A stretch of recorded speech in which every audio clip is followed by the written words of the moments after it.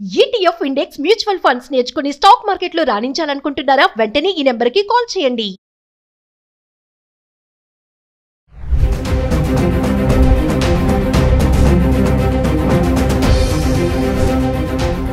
నమస్తే, welcome back to Suman TV. AC, air conditioner, ఏసీని ఎలా వాడాలి, మరి దాని యొక్క కెపాసిటీ ఎలా మెయింటైన్ చేయాలి, అసలు డబుల్ బెడ్రూమ్ ఇంట్లో ఎన్ని ఏసీలు ఉండొచ్చు, కెపాసిటీ ఎలా ఉంటుంది, ఇవన్నీ ఏంటి, ఇవెందుకు మాట్లాడుతున్నారు అనుకుంటున్నారు. రీసెంట్గా చూసుకుంటే హర్యానా, ముంబై, నోయిడాలో ఏసీ కంప్రెసర్లు పేలడము, చాలామంది చనిపోవడం మనం చూస్తున్నాము. రీసెంట్గా హైదరాబాద్లో మణికొండలో అపార్ట్మెంట్లో ఏసీ షార్ట్ సర్క్యూట్ అయ్యి ఒక వ్యక్తి ప్రాణాలు కోల్పోయాడు.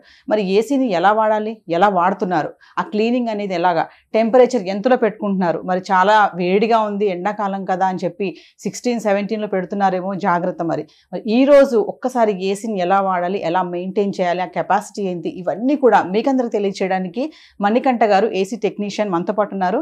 డెమో కూడా మీకు చేసి చూపిస్తాము. ఈ వీడియో ఎక్కడ కూడా పాజ్ చేయకుండా స్టార్టింగ్ నుంచి ఎండింగ్ వరకు చూడండి.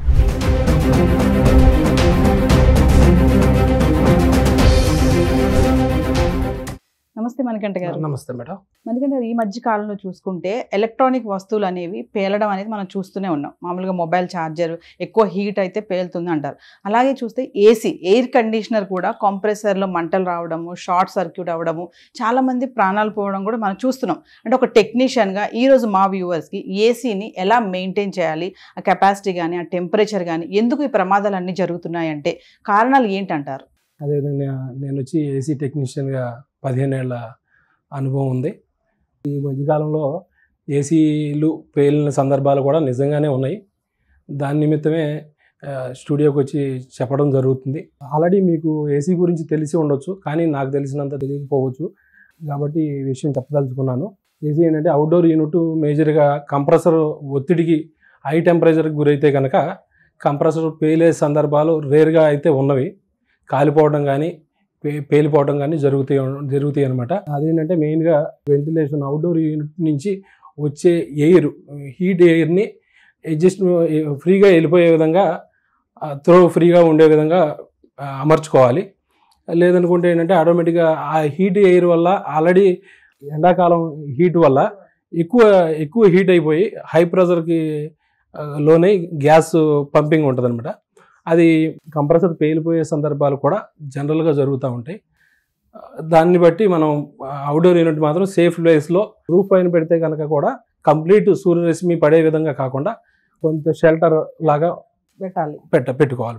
మామూలుగా చూసుకుంటే అండి, ఇప్పుడు డబుల్ బెడ్రూమ్, ట్రిపుల్ బెడ్రూమ్ ఉంటుంది కదా, ఈ మధ్యకాలంలో హాల్లో కూడా ఏసీలు పెడుతున్నారు.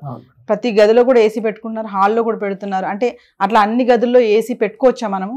సింగిల్ ఫేస్ మీటర్ మీద ఒక 2 ఏసీలు మాత్రం నడుపుకోవచ్చు మేడం. అది కూడా ఒక 1 టన్ను, ఒక 1.5 నడిపించుకోవచ్చు. ఒకటేసారి 1.5 2 వేసినప్పటికీ కూడా వైరింగ్ కాలిపోయే అవకాశం ఉంది. 3 ఫేజ్ కనుక అయితే కనుక హాల్లో 2 బెడ్రూమ్లో పెట్టుకోవచ్చు. సో మనకి ఒక్కసారి మా వ్యూవర్స్కి ఈరోజు కంప్లీట్గా ఏసీది ఎట్లా మెయింటైన్ చేయాలి, ఏంటి, అవన్నీ ఒకసారి డెమో చూద్దాం. తప్పకుండా మేడం. ఏసీ సర్వీసింగ్ చేయించుకునే విధానం ఏంటంటే, ఇది ఏంటంటే indoor unit, AC outdoor unit, indoor unit 2 రకాలుగా వస్తాయి అనమాట. ఈ ఫిల్టర్స్ రెగ్యులర్గా కంప్లీట్గా వాడుతున్నాము అనుకుంటే మంత్లీ ఒకసారి కంపల్సరీ క్లీన్ చేసుకోవాలి. ఇయర్లీ 2 టైమ్స్ టెక్నీషియన్ ద్వారా పిలిపించుకుని మరీ క్లీన్ చేసుకోవాలి. ఏసీ ఆల్రెడీ డస్ట్ ఎక్కువ పట్టేసిందంటే కూలింగ్ రావడం జరగదు. ఈ ఫిల్టర్స్తో పాటు టెక్నీషియన్ ఏంటంటే కంప్లీట్గా ఈ కూలింగ్ కాయిల్ని కూడా క్లీన్ చేయడం జరుగుతుంది. కంప్లీట్గా ప్రెజర్ పంపు వాడతారు. ప్రెజర్ పంపు వాడి పూర్తిగా క్లీన్ చేసినప్పుడు ఏంటంటే క్లియర్గా ఎక్కువ కూలింగ్ రావడం జరుగుద్ది. అదేవిధంగా కంప్రెసర్లో కూడా ఇక్కడ కూలింగ్ కాయిల్ ఏ విధంగా ఉంటుందో అక్కడ రేడియేటర్ కాయిల్ ఉంటుంది. ఆ రేడియేటర్ కాయిల్ కూడా ప్రెజర్ పంపుతో కంపల్సరీ క్లీన్ చేసుకోవాలి. లేకపోతే ఏంటంటే డస్ట్ ఎక్కువ జామ్ అయిపోవడం వల్ల దాని నిమిత్తం కంప్రెసర్కి లోడ్ ఏర్పడుద్ది. ప్రెజర్ పెరిగి పేలే సందర్భాలు కూడా ఉంటాయి మేడం. గ్యాస్ తగ్గినా కూడా హై ప్రెషర్ లోన్ అవుద్ది కంప్రెసర్ అనమాట. హీట్ ఎక్కువ ఇదైపోయి కంపల్సరీ పేలే సందర్భాలు ఉంటాయి. రూమ్ కెపాసిటీని బట్టే ఏసీ పెట్టుకోవాలి. ఒక చిన్న ఏసీని తీసుకుని పెద్ద హాల్లో బిగించేసారనుకోండి, దాని నిమిత్తం నడిచి ఎక్కువసేపు దాన్ని మొయ్యలేని భారం వేయటం వల్ల కంప్రెసర్ మీద ఒత్తిడి గురై ఫెయిల్ అయ్యే ఛాన్సెస్ ఉన్నాయి. అందువల్ల రూమ్ సైజుని బట్టే ఏసీ నిర్ధారించుకోవాలి. ఒక 100 SFTకి 1 టన్ తీసుకోవాలి, 150 SFTకి 1.5 తీసుకోవాలి. ఈ విధంగా ప్రతిదీ క్యాలిక్యులేటెడ్గా రూమ్ సైజుని బట్టే చేసుకోవాలి మేడం. మణికంఠ గారు, ఇప్పుడు షార్ట్ సర్క్యూట్ అయింది కదా మన మణికొండల అపార్ట్మెంట్లో, అవును మేడం. ఎందుకు ఏసీ షార్ట్ సర్క్యూట్ ఎందుకు అవుతుంది అసలు? ఆల్రెడీ ఏసీ షార్ట్ సర్క్యూట్ ఏంటంటే మెయిన్గా కంప్రెసర్ ఒత్తిడికి లోనైనప్పుడు యామ్స్ ఎక్కువ తీసుకోవడం తక్కువ తీసుకోవడం జరుగుతూ ఉంటుంది మేడం. పవర్ తక్కువ వచ్చినా ఎక్కువ వచ్చినా ఆ సందర్భాలు ఉంటాయి. అదేవిధంగా వైరింగ్ కనుక సరిగా లేకపోతే వైర్ కాలిపోయే ఛాన్సెస్ చాలా ఎక్కువ ఉన్నాయి. ఆల్రెడీ షిఫ్టింగ్ అయిన సందర్భాలు కూడా ఉంటాయి. ఏసీలు వేరే ఇంటి నుంచి వేరే ఇంటికి మార్చుకున్నప్పుడు కూడా ఆ ఇంట్లో సరైన వైరింగ్ ఉండకపోవచ్చు. అది ఎలక్ట్రీషియన్ ద్వారా చెక్ చేయించుకుని 4² mm ఉందో లేదో గమనించుకుని దాని నిమిత్తమే ఏసీ బిగించుకోవాలా లేదని చూసుకోవాలి. లేదు నిజంగా పవర్ పాయింట్ కనుక సరి లేకపోతే కంపల్సరీ పవర్ పాయింట్ సరి చేసుకున్న తర్వాతే ఏసీని ఇన్స్టాల్ చేసుకోవాలి. ఏసీ ఇప్పుడు పరిసర ప్రాంతాలు శుభ్రంగా ఉండాలనేది ఏ విధంగా అంటారో ఇది ఇంట్లో కూడా ఏంటంటే ఏసీ పక్కన పవర్ సాకెట్కి దగ్గరలో ఏది కూడా ఉండే విధంగా బట్టలు కానీ ఏదైనా వస్తువులు కానీ ఉండకుండా చూసుకోవాలి. ఇంకోటి ఇప్పుడు టెంపరేచర్ ఉంటుంది కదండి, మనకి 16, 17 ఉంటాయి. చాలా మంది 17, 18 పెడతా ఉంటారు. ఎంతవరకు కరెక్ట్? నైట్ అంతా ఆన్ చేసి పెడతారు ఏసీని కూడా, అది ఎంతవరకు కరెక్ట్ అంటారు? కరెక్ట్ కాదు మేడం. అది ఓన్లీ 25, 26 degreesలో ఏసీ నడిపించుకుంటే మన శరీరానికి కూడా మంచిది, ప్లస్ పవర్ సేవింగ్ ఉంటుంది. ఏసీకి ఒత్తిడికి గురవదు. ఏసీ ఆల్రెడీ మామూలు కాలంలో కూడా ఏసీ కంప్రెసర్ చాలా హీట్లో వర్క్ చేస్తుంది. అటువంటిది ఎండాకాలం వేడి పెరిగే కొద్దీ చాలా ఎక్కువ వేడితో రన్ అవ్వాల్సిన అవసరం ఉంటుంది. దాని నిమిత్తం ఏంటంటే ఏసీ కూడా మనకి ఏ విధంగా రెస్ట్ అవసరమో ఏసీ కూడా కంపల్సరీ రెస్ట్ అనేది అవసరం మేడం. మనం 25, 26 degrees ఈ రేంజ్లో మెయింటైన్ చేస్తే కనుక కంప్రెసర్ ఆన్ ఆఫ్ అవ్వడం అనేది కూలింగ్ వచ్చిన తర్వాత ఆన్ ఆఫ్ జరగడం అనేది జరుగుద్ది, రెస్ట్ దొరుకుద్ది. కానీ 18 degreesలో కనుక రన్ చేస్తే 18 degrees టెంపరేచర్ రూమ్లో రాదు, వచ్చే ఛాన్స్ అయితే సమ్మర్లో ఉండదు. కంప్రెసర్ కంటిన్యూ రన్ అవ్వడం వల్ల కంప్రెసర్ కాలిపోయే సందర్భాలు చాలా ఎక్కువ ఉన్నాయి. ఇంకా చాలా మంది ఇళ్ళలో ఏంటంటే బెడ్రూమ్లో ఏసీ వేసి హాల్లో కూర్చుంటారు. అంటే ఆ ఏసీ అంతా హాల్లోకి వస్తుంది, చల్లగా అవుతుంది అని చెప్పేసి డోర్లు తీసి పెడతా ఉంటారు. అది ఎంతవరకు కరెక్ట్? నేను కూడా చూస్తూ ఉంటాం మేడం బయటికి. నేను చాలా మంది ఇళ్లలో చూశాను. ఎందుకు ఏసీ వేశారు, డోర్ వేయాలి కదా అంటే ఏసీ ఈ రూమ్ లోకి వస్తుంది చల్లగా అవుతుంది కదా అంతా అంటారు. మరి అది దానివల్ల ఏమైనా ప్రాబ్లమ్స్? దానివల్ల కూడా ప్రాబ్లం. మన కెపాసిటీని బట్టి, మన రూమ్ కెపాసిటీని బట్టే ఏసీ పెట్టుకోవాలి. కానీ మనం ఒక రూమ్లో పెట్టి ఇంకో రూమ్లోకి వచ్చే అంత టైం నడిపించాలంటే కంప్రెసర్ మీద ఒత్తిడి పెరుగుద్ది. ఒత్తిడి పెరిగిందంటే ఆటోమేటిక్గా వైర్స్ హార్డ్ అయిపోతాయి. కరెంట్ వైర్స్ ఏదైతే ఉన్నాయో అవి హార్డ్ అయిపోవడం, షార్ట్ సర్క్యూట్ అవ్వడం అనేది జరిగే సందర్భాలు చాలా చోట్ల ఉన్నాయి మేడం. నార్మల్గా ఎంత టెంపరేచర్లో మనం మెయింటైన్ చేయాలండి ఏసీని? 24 to 26 టెంపరేచర్ సరిపోద్ది మేడం. బాడీకి 100% 24, 26 సరిపోద్ది. ఏసీ వేసుకుని దుప్పటి కప్పుకోవాల్సిన అవసరం ఉండదు. అమ్మో, మీరు 24, 26 అంటున్నారు. చాలా మంది మరి 19, 20లో పెట్టుకుని దుప్పట్లు కప్పుకొని రగ్గులు కప్పుకొని పడుకుంటారు. పెడతారు మేడం, కానీ 18 degrees నిజంగా రాదు. మీరు 18 degrees పెట్టినా 24 degrees పెట్టినా ఏసీ నుంచి వచ్చే ఫ్లో ఏదైతే ఉందో అదే విధంగా ఉంటుంది. సేమ్ 18 degrees పెట్టినా 24. కానీ 18 degrees పెట్టడం వల్ల ఏంటంటే 18 degrees వచ్చే వరకు, రూమ్లో వచ్చే వరకు అవుట్డోర్ యూనిట్, మనకు కనపడని అవుట్డోర్ యూనిట్ నడుస్తూనే ఉంటుంది. నడుస్తూ ఉండటం వల్ల ఆటోమేటిక్గా మీకు పవర్ బిల్లు ఎక్కువ అయిపోద్ది. అదేవిధంగా మనకి బాడీలో కూడా ఇబ్బందులు ఎదురవుతాయి. ఇంకా చాలా మంది ఇన్వర్టర్తో ఏసీ పెట్టుకుంటారు, స్టెబిలైజర్ అంటారు కదండి, వీటి గురించి ఒకసారి. స్టెబిలైజర్ కంపల్సరీ కావాలి మేడం.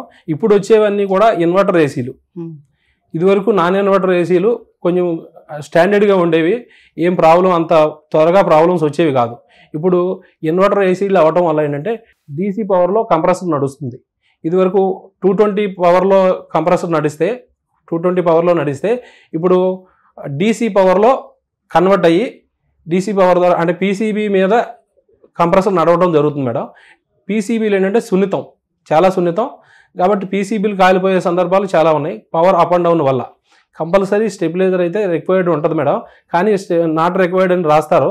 అయినప్పటికీ దాని పనితనం వేరు, స్టెబిలైజర్ పనితనం వేరు మేడం. ఇన్వర్టర్ మీద ఏసీలు నడపకూడదు మేడం. ఏసీలు నడపడం వల్ల షార్ట్ సర్క్యూట్ అయ్యే ప్రమాదాలు చాలా ఉన్నాయి. స్మాల్గా రీసెంట్గా చూసుకుంటే షార్ట్ సర్క్యూట్ ఒకటి, కంప్రెసర్ పేలడం అనేది, ఏసీలు పేలడం అనేది ఇది కొంచెం వింతగానే అనిపిస్తుంది చాలా మందికి. మరొక్కసారి ఫైనల్గా మా వ్యూవర్స్ కోసం అండి, ఎంత టెంపరేచర్లో మెయింటైన్ చేయాలి, ఏంటి క్లీనింగ్ సెక్షన్, సర్వీసింగ్ ఎప్పుడెప్పుడు చేయించుకోవాలి, ఇవన్నీ ఒకసారి. సర్వీసింగ్ వచ్చి మేడం రెగ్యులర్గా వాడే విధంగా ఉంటే కనుక వాళ్ళుగా ఫిల్టర్స్ అయితే టెక్నీషియన్ వచ్చినప్పుడు చూపిస్తాడు. ఓన్లీ ఈ ఫిల్టర్స్ క్లీనింగ్ చేసి కూడా మీరు అంటే కూలింగ్ తగ్గింది అనిపిస్తే కనుక ఫిల్టర్స్ క్లీన్ చేసుకుని మీరు వాడుకోవచ్చు. అదేవిధంగా మినిమం 6 monthsకి కంపల్సరీ టెక్నీషియన్ పిలిపించి outdoor unit, indoor unit compulsory cleaning అయితే మస్ట్ అండ్ షుడ్ మేడం. ఖచ్చితంగా సర్వీసింగ్ చేయించుకోవాలి. చాలా మంది ఇంట్లో వాళ్ళే కూడా క్లీన్ చేసేసుకుంటారు కదా, మాకు తెలుసులే అనేసి. అది ఎంతవరకు కరెక్ట్ అంటారు? అంటే మేడం ఓన్లీ కొంతవరకు మాత్రమే చేయగలుగుతారు. కనీసం 6 months కాకపోతే 1 yearకి ఒక్కసారైనా కంపల్సరీ టెక్నీషియన్ పిలిపించి గ్యాస్ ఏ విధంగా ఉంది, గ్యాస్ లీకేజ్ ఏదైనా ఉందా, సర్వీస్ రిక్వైర్మెంట్, అవుట్డోర్ ఎంతవరకు డస్ట్ ఉన్నదంతా తీసేయడానికి టెక్నీషియన్కి తెలుస్తుంది మేడం. వీళ్ళకి తెలియదు. అందులో పవర్ ఆపకుండా పనిచేస్తే ప్రాణాలకే ప్రమాదం రావచ్చు. మణికంఠ గారు, మామూలుగా అసలు ఏసీ కూలింగ్ ఎలా అవుతుంది?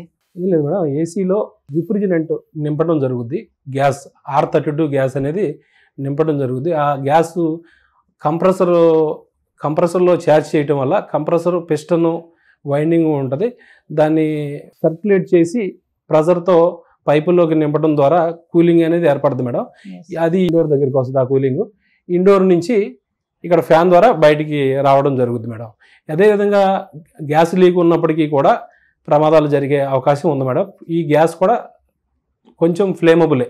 కమింగ్ టు పవర్ కెపాసిటీ అండి, పవర్ కెపాసిటీ ఎలా ఉండాలి? ఏసీకి ఏంటంటే ఆటోమేటిక్గా కంపల్సరీ ఎంసీబీలు బిగించుకోవాల్సిన అవసరం ఉంటుంది మేడం.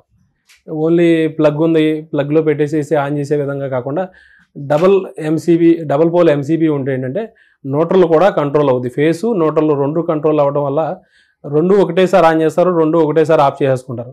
లేదు అనుకుంటే ఆఫ్ చేసి ఉన్నప్పటికీ సింగిల్ పోల్ ఎంసీబీ అయితే కనుక ఆఫ్ చేసి ఉన్నప్పటికీ కూడా న్యూట్రల్ నుంచి కూడా పవర్ వచ్చిన సందర్భాలు ఉన్నాయి. ఆఫ్ చేసి ఉన్న ఏసీలు కూడా కాలిపోయిన సందర్భాలు కూడా ఉన్నాయి మేడం. ఎస్, మామూలుగా మణికంఠ గారు, ఇప్పుడు ఎలక్ట్రానిక్ వస్తువులు ఏమైనా కొనేటప్పుడు ఆ బ్రాండెడ్ కానీ ఇవన్నీ చూడమని చెప్తా ఉంటారు. కొంతమంది ఏంటంటే తక్కువ రేటుకి వస్తుంది కదా అని కొనేస్తారు, బ్రాండ్ చూడరు. ఏదైతే ఏముందిలే, గాలి అయితే రావాలి కదా, ఇది పని చేస్తే చాలు, మన పనికి ఇది అవసరం అవుతుందా లేదా, నాణ్యతతో మనకు పని ఏంటి, కొద్ది రోజులు వాడతాము పడేస్తామా అన్న ఆలోచనతో కూడా ఉంటారు కదా. అంటే బ్రాండ్ తీసుకోవాలి, ఎలక్ట్రానిక్ వస్తువులు ఏ పడితే అవి కొనేయచ్చు అంటే ఒక టెక్నీషియన్గా మీరు ఏం చెప్తారు? లేదు మేడం, ఏ పడితే అవి కొనేసుకుంటే అది చాలా ప్రాణ నష్టం దాకా తీసుకెళ్లే ఇది విధానం ఉంది. కాబట్టి ఐఎస్ఐ మార్కు ఉన్న వైర్లు కానీ ఏసీల్లో కానీ ఏదైనా బ్రాండ్ కంపల్సరీ తీసుకోవాలి మేడం. ఎందుకంటే రీసెంట్గా చూసుకుంటే మనకి నోటీసెస్ కూడా వచ్చాయి, షార్ట్ సర్క్యూట్ చాలా మంది చనిపోతున్నారు ఈ పవర్ ఫ్లక్చుయేషన్స్ వల్ల కూడా. ఇంట్లో కూడా ఒక్కొక్కసారి పవర్ ఫ్లక్చుయేట్ అవుతూ ఉంటుంది, ట్రిమ్ అయిపోతూ ఉంటుంది కదా, ఇవెందుకు జరుగుతాయి అంటారు? జాయింట్స్ లేకుండా చూసుకోవాలి మేడం. ఏదైనా ఏసీ కావచ్చు, ఏదైనా మేజర్ ఐటమ్స్ ఎక్కువ జాయింట్స్ ద్వారా వైర్ని రన్ చేస్తే ఆ జాయింట్ కొన్నాళ్ళకి ఊడిపోయి షార్ట్ సర్క్యూట్ అవుతుంది మేడం. అక్కడ ఏదైనా క్లాత్ కానీ కవర్స్ కానీ ఏదైనా ఉన్నాయంటే చాలా ప్రమాదం జరిగే అవకాశం ఉంది. ఇంకా ఫైనల్గా చూసుకుంటా అండి, ఎర్తింగ్ అంటారు కదా, అంటే ఎర్తింగ్ అనేది ఉంటే ఈ షార్ట్ సర్క్యూట్ అనేవి తగ్గొచ్చు అని అంటారా? Earthing compulsory madam. ఎర్తింగ్ అనేది ప్రాపర్ కంపల్సరీ ఉండాలి ప్రతి ఇంటికి. ఏసీకి, గ్లేజర్కి, అదేవిధంగా వాషింగ్ మిషన్కి, పెద్ద పెద్ద ఐటమ్స్ అన్నిటికీ కూడా ఎర్తింగ్ కంపల్సరీ మేడం. కానీ తెలిసినా కూడా చాలా మంది ఈ ఎర్తింగ్ అనేది ప్రతి ఇళ్లలో మనం చూస్తున్నామా అంటే, మీరు చాలా హౌసెస్ విజిట్ చేస్తూ ఉంటారు టెక్నీషియన్ కాబట్టి రిపేర్ చేయడానికి వెళ్ళినప్పుడు, మరి ఎర్తింగ్ లేని ఇల్లు చాలా చూసే ఉంటారు. ఏదంటే అవగాహన లేక అంటారా, లేకపోతే సమస్య వచ్చినప్పుడు చూసుకుందాంలే అన్న ఆలోచన అంటారా? అదే కదా మేడం, మీరు చెప్పినట్టు సమస్య వచ్చినప్పుడు చూసుకుందాం అని అనుకుంటారు. ఇది పెద్ద సమస్య కాదు అనే విధంగా ఫీల్ అవుతారు. అందులో ఇళ్ళు మారే విధానం ఇవి ఉంటాయి కదా.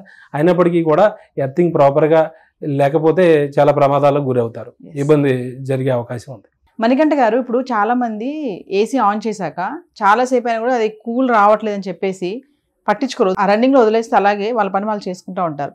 దానివల్ల కూడా ఏమన్నా ప్రాబ్లమ్స్ ఉంటాయా, ప్రమాదాలు ఏమైనా ఉంటాయంటారా? Compulsory madam. ఏసీ కూలింగ్ వచ్చినంతసేపు దానిగా బాగానే పనిచేస్తుంది.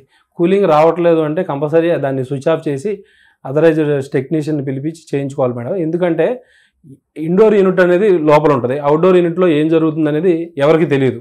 నిజంగా అక్కడ షార్ట్ సర్క్యూట్ జరగవచ్చు.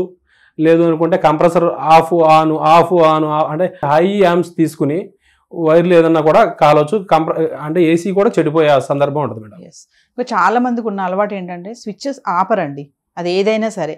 మరి ఏసీ వరకు వచ్చి మనం ఏసీ గురించి మాట్లాడుకుంటున్నాం కాబట్టి ఆన్లో ఉన్నప్పుడు స్విచ్ ఆన్ చేసి అది ఆఫ్ చేశాక స్విచ్ ఆఫ్ చేయని వాళ్ళు కూడా చాలా మందే ఉన్నారు. అది ఎంతవరకు కరెక్ట్ అంటారు? కంపల్సరీ స్విచ్ అయితే ఆఫ్ చేసుకోవాలి మేడం. కనీసం అంటే రెగ్యులర్గా రన్నింగ్ పెడుతున్నాము అంటే ఆన్ చేయకపోయినా పర్లేదు, లేదు ఈరోజు బయటికి వెళ్ళేది ఉంది కంపల్సరీ అనుకుంటే కంపల్సరీ ఆఫ్ చేసే వెళ్ళాలి. ఏసీ వాడకానికి కూడా ఒక లిమిట్ ఉంటుందా అండి, లేదంటే మార్నింగ్ టు ఈవినింగ్ వరకు ఏసీ ఆన్ చేసి ఉంచొచ్చు ఇంట్లో? కంపల్సరీ ఏసీకి రెస్ట్ అనేది ఉండాలి, కంపల్సరీ ఏసీ ఆఫ్ చేసుకోవాలి. ఆఫ్ చేసుకోవాలి, కంప్లీట్ రన్నింగ్ గా ఆన్ లో ఉంచకూడదు, కంప్లీట్ రన్నింగ్ చేయకూడదు. థ్యాంక్ యూ మణికంఠ గారు, మంచి సమాచారం అందించారు. అండ్ ఏసీ ఎలా వాడాలి ఏంటి, మరి ప్రమాదాల నుంచి ఎలా బయటపడాలి, రీజన్స్ ఏంటి, ఎంత జాగ్రత్తలు తీసుకోవాలనేది. Thank you very much.